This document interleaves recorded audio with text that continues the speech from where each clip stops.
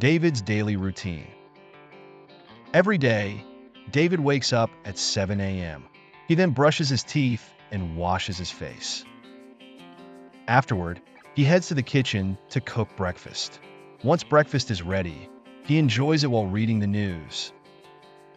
Around 8 a.m., David practices meditation for 20 minutes.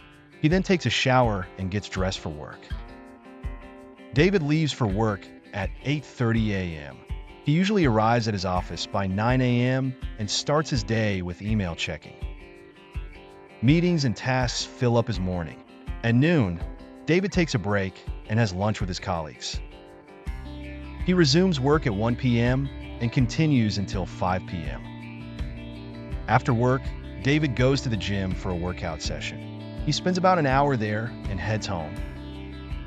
Around 7 p.m., David prepares and has his dinner. After dinner, David tidies up the kitchen. In the evening, he often reads a book or watches TV.